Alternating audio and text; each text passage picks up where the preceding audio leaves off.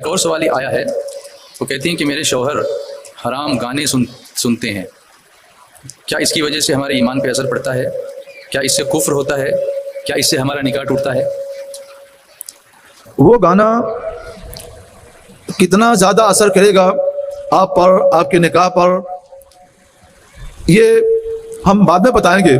پہلے یہ سمجھیے کہ آپ نے جو سوال کیا کہ وہ گانا کفر ہے، حرام ہے، گناہ ہے، کیا ہے، تو یہ گانے کے مضمون پر موقوف ہے۔ گانے کا مضمون کیا ہے؟ کبھی کبھی گانے کا مضمون کفری ہوتا ہے تو وہ کفر ہو جائے گا، اس کو پڑھنا بھی کفر اور اس کو پسند کرنا یہ بھی کفر۔ کبھی کبھی گانے کا مضمون حرام اور گناہ ہوتا ہے تو اس کو پڑھنا بھی حرام و گناہ اور اس کو پسندیدگی کے ساتھ سننا بھی حرام و گناہ۔ اور کبھی کبھی گانے کا مضمون صرف دل کی تفریح اور بہلاوے کے لیے ہوتا ہے، مباح ہوتا ہے، اس میں نہ تو کفر و شرک کا کوئی مضمون ہوتا ہے اور نہ ہی حرام و گناہ کا کوئی مضمون ہوتا ہے، تو اس کو پڑھنا سننا یہ مباح ہے۔ یہ 3 درجے ہیں۔ تو اگر وہ گانا ایسا ہے کہ اس کا مضمون مباح ہو تو اس کا سننا مباح ہے، اس سے آپ کے نکاح پر کوئی اثر نہیں پڑے گا۔ اچھا حضرت، یہ مباح نہیں سمجھا مجھے۔ اچھا، مباح کا مطلب جس کا سننا جائز و درست ہو۔ اچھا، ہاں، کوئی حرج نہیں اس کو۔ ہاں، اس میں کوئی حرج نہیں ہے۔ جی، اب ہم شاعر نہیں ہیں اور شاعروں سے کوئی ربط ضبط بھی نہیں ہے، ورنہ ہم کچھ اشعار سناتے اور سنا کر بتاتے۔ آپ اگر بھیج دیں گے کہ آپ کے شوہر کون کون سے گانے اور کون کون سے اشعار پڑھتے ہیں تو ہم ہر شعر کا اور ہر گانے کا حکم بتا دیں گے۔ ایک شعر یاد آ رہا ہے، کبھی آیا تھا ہمارے پاس پوچھنے کے لیے تو یاد ہے، خدا جب بھی زمین پر آسمان سے دیکھتا ہوگا، میرے محبوب کو کس نے بنایا سوچتا ہوگا۔ اللہ عالم الغیب والشہادہ ہے، ہر چیز کو وہ جانتا ہے، چاہے وہ کھلی چیز ہو چاہے چھپی چیز ہو۔ تو اللہ کے لیے سوچنے کی کوئی بات نہیں۔ سوچنے کا مطلب کیا ہوا کہ اللہ نہیں جانتا ہے، تو یہ کفری شعر ہے۔ اللہ ہر چیز کو جانتا ہے اور ہر گھڑی جانتا ہے۔ ایک آن سے جو ہزاروں حصہ کم ہو تو اس وقت بھی اللہ تعالیٰ نہ بے خبر ہوتا ہے اور نہ بے علم ہوتا ہے۔ تو یہ کہنا میرے محبوب کو کس نے بنایا سوچتا ہوگا، یہ اللہ تعالیٰ کے عالم الغیب ہونے کا انکار ہے۔ قرآن نے اللہ کو عالم الغیب و شہادہ کہا ہے اور یہ قرآن پاک کی آیت کا انکار ہے۔ قرآن پاک کی آیت کا انکار یہ کفر ہے، یہ حرام و گناہ بھی ہے اور کفر بھی ہے۔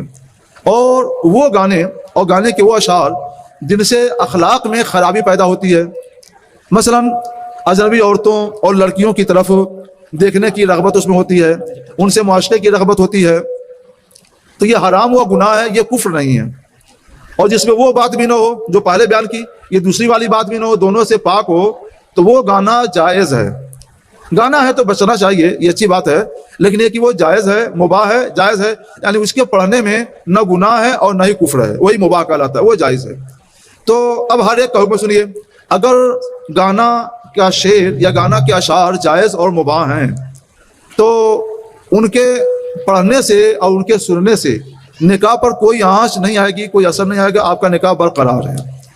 اور اگر دوسرے نمبر کا شعر ہے یا اشعار ہے کہ جن کی وجہ سے اجنبی لڑکیوں یا عورتوں سے عشق بازی کی رغبت ہوتی ہے، اخلاق خراب ہوتے ہیں، ان کو پڑھنا حرام ہے اور گناہ ہے۔ یہ آدمی پڑھتے پڑھتے کبھی دوسری عورتوں اور لڑکیوں کی طرف بھی راغب ہو جاتا ہے۔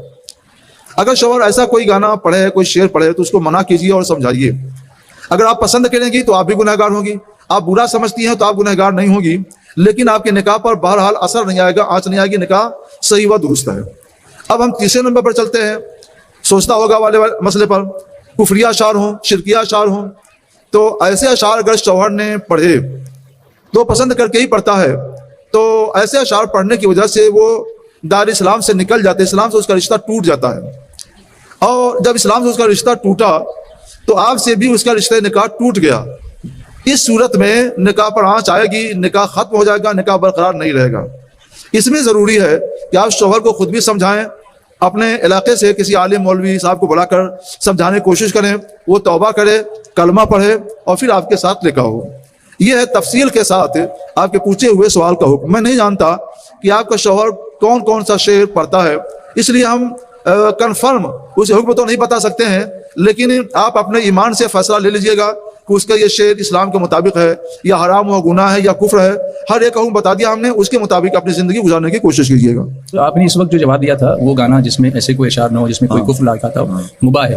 لیکن ایک شبہ یہاں پر یہ آتا ہے کہ آج کل جو گانے بجتے ہیں اس میں ڈھول، تاشے، مزامیر، میوزک یہ سب بھی ہوتا ہے، تو پھر اس کے بعد وہ مباح ہوگا؟